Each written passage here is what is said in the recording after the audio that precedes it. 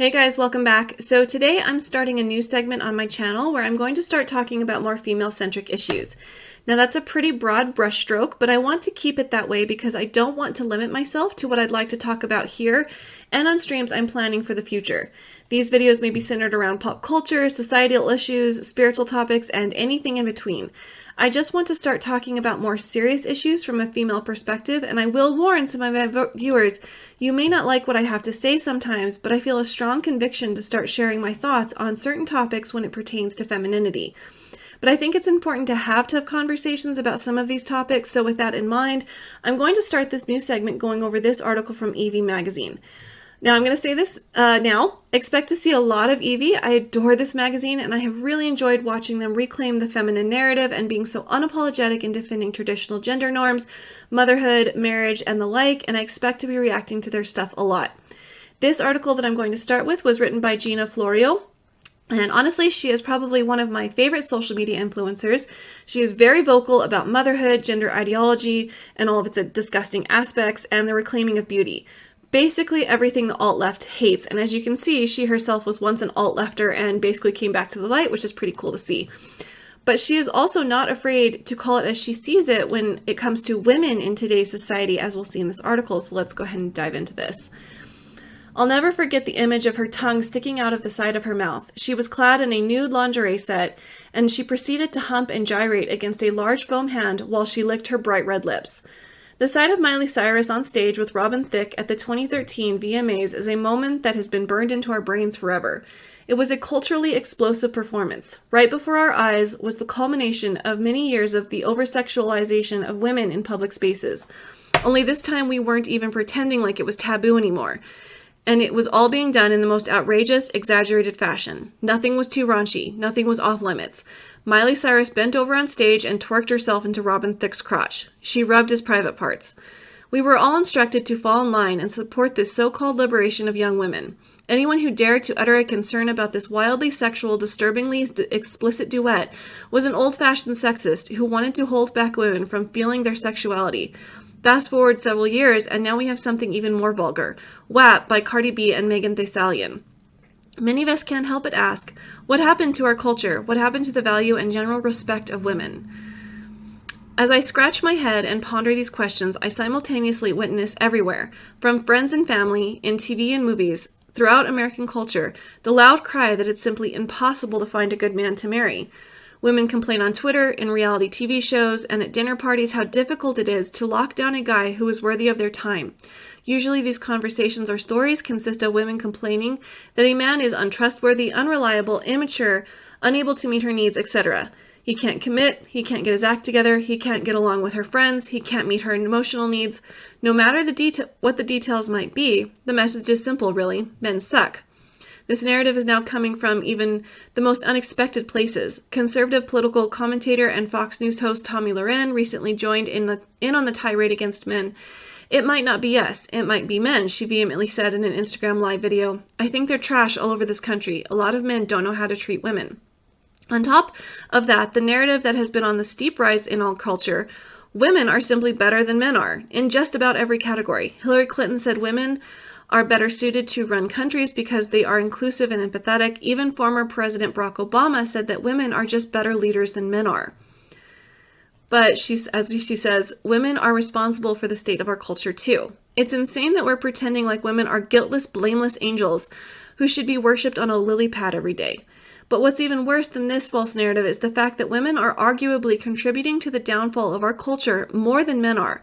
Women generally make up the most vulgar, most risque content we see in the media today. They strip off their clothes at the drop of a hat, dance and writhe on the floor in little to nothing, and then turn around and demand that they be treated like queens. I'm sick of pretending this is perfectly okay. Why would you ever think you deserve a king when you act like a classless, crash, and trashy woman who has no value in her own sexuality? I realize this sounds harsh, and I'm well accustomed to replies such as, you're slut-shaming. But there's a big difference between shaming someone and speaking a difficult truth that few people want to hear. The hard truth is that only good women attract good men. That difficult truth is, if we want to attract a worthy man who is smart, kind, successful, and a wonderful future father, then we have to be the woman of his dreams too. No matter how much you try to deny it, that dream woman is not someone who dresses promiscuously, flirts with other men, talks freely about explicit sexual acts, and exploits herself on the internet for attention or money. And she also doesn't condone and celebrate that kind of behavior either. The obsession with political correctness has prevented us from being able to acknowledge that sexual purity and modesty is in fact a desirable trait in a woman. A worthy woman is private about her sexuality and shares it only with her boyfriend or husband. It's time that we put to rest the myth that sexual promiscuity will set us free. There's nothing about sleeping with multiple men that will ever make you feel more cherished, accomplished, or loved.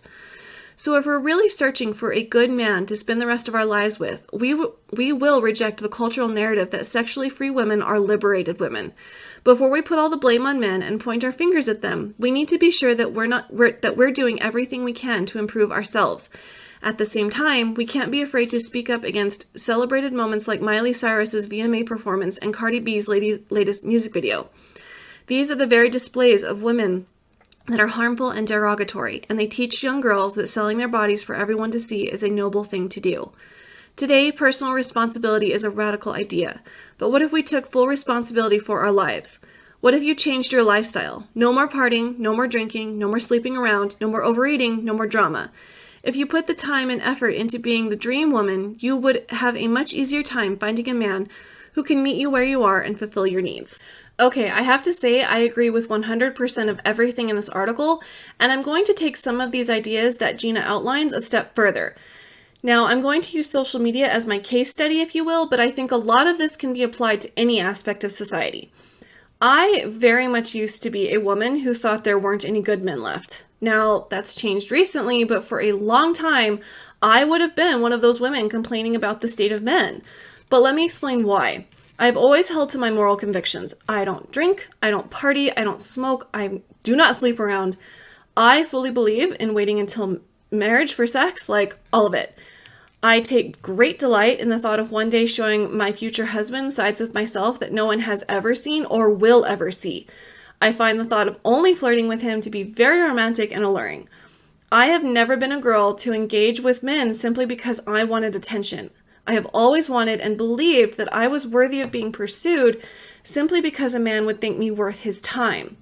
I haven't ever been, a girl who is going to parade herself for any man's benefit. And when I got into this world of YouTube, I made a vow that I would conduct myself in a certain way. I would not flounce any of my curves. I would make no conscious effort to flirt with my chat. I promised myself that I would only ever behave as myself and that I would do everything in my power to honor my person as a daughter of God. I knew that I wanted to treat myself as the living temple the Bible says I am. So even when, I see the sundress comments or the yoga pants comments, I've decided not to engage with those requests, even if it would get me more money, because I believe that's wrong and I would ultimately be demoralizing myself. Now, to piggyback off the sundress thing, which is a bit of a running joke in our community, and although it's pretty harmless, I do think it's a bit indicative of a larger issue in today's society. Over this past year, as I've grown as a persona in this fellowship, community, rebellion, whatever you want to call it, I couldn't help but see that some men would leave comments on, say, one of my Instagram posts where I talked about my walk with God, or what it means to be feminine, etc., and they'd say how inspiring I was or how lovely I am. But then I'd see those same men go comment on a female influencer's post that's part of our corner of the internet who, shall we say, wasn't too far outside some of these very women that Gina points to as being more so responsible for the disintegration of society than men or female SJWs. Their posts are thirst traps designed to get a certain reaction out of men, and the comment section basically proves Gina's point. Eggplant emojis, fire, drooling, you name it, I've seen it. But I really never blamed the men for this behavior. I've always been more so upset with the girl. It is very disheartening to see that because she's willing to flaunt it, a lot of men don't feel the need to turn their eyes away and choose not to engage. If they can get what they're looking for in the short run, well, why wouldn't they go drool over this girl's post even though they claim to respect me as a God-fearing and morally upright woman? I also feel like because a lot of these men can get women to behave a certain way on social media, if they compliment them or give them money, They now believe that they can get any woman to fall in line, and when someone like me pushes back and says they're not going to do that, it's always a bit of a surprise and can oftentimes earn us criticism for being too uptight. But even though it's frustrating to see that kind of behavior and feel judgment for being a woman who honors herself, the reason I'm more upset with the women is because, in my opinion, they're making it even harder for women like me to have our place in society than the blue-haired SJWs. They're making it impossible for women who do have deep convictions about their conduct online to actually believe that their characteristics are desirable simply because they can see how men in their comment sections are behaving.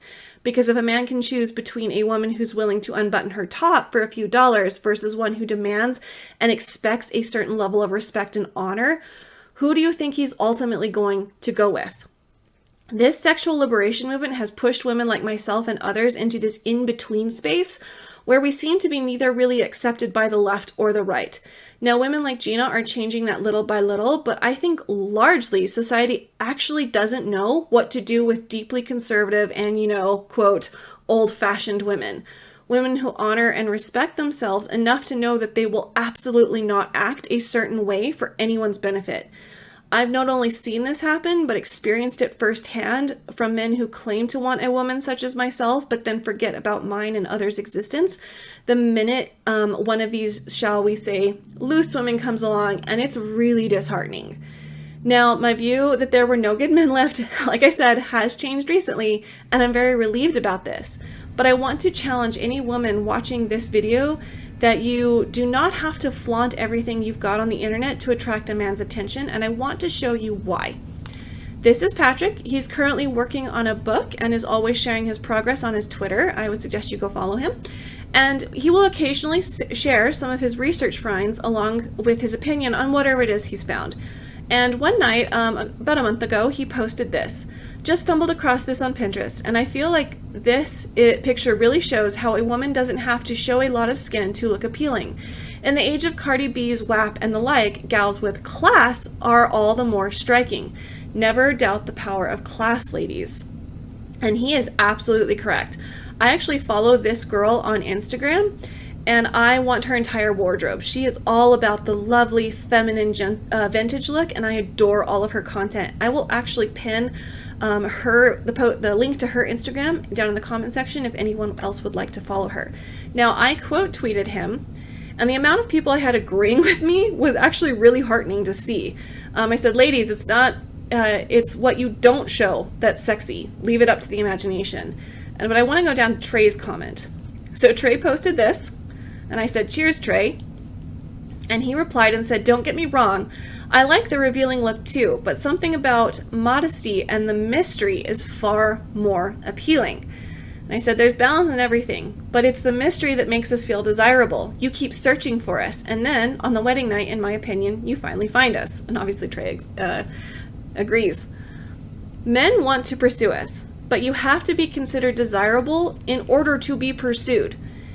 If you're not being so, or you're attracting everything except what you want, I think you have to stop and ask yourself, am I doing something to attract the wrong type of guy? Because if you're constantly flaunting everything and leaving nothing up to the imagination, then I think that's your answer right there. I think you have to ask yourself, which type of man do you want to be pursued by? One that respects you and only you, or just the ones that bounce from Instagram post to Instagram post, leaving drooling emojis on every woman's, post? I mean, there's a reason I felt the need to put, keep your comments respectful, please. I shouldn't have to, but I do at this point feel it's necessary. If you have to put that out there because you're afraid half your audience might put something even semi-risque in the comment section, that's not really a man I'd be interested in starting a relationship with. But even though I felt there was nothing overtly revealing about this outfit or, inappropriate, I think a lot of men have learned they can just say whatever because they expect women to give them what they want immediately. And here's the catch. Because a lot of women were willing to turn over their sexuality in exchange for a presence on social media. Yes, I just said that. So, if you too are in the mindset that there are no good men left, I would consider you stop and ask yourself if you're not adding to the problem of not finding one. Are you conducting yourself in a way that is honorable and respectful? Because I can say that women who hide themselves away do come off as more attractive. And it's possible that by doing this, you'll attract a man who will actually love and honor you instead of one that you will constantly having to be questioning. Now, look, these are just my opinions. I want to stress that modesty, femininity, beauty, it's all going to look different on every woman. Ultimately, you are in charge of how you behave online. But I do think that if we as women are tired of how some men conduct themselves and their behavior towards us, we need to be willing to look in the mirror and see if we're not contributing to the problem. So if you like this video, please consider subscribing, hitting that like button, and leaving a comment if you'd like to share your thoughts. Until next time, guys, bye.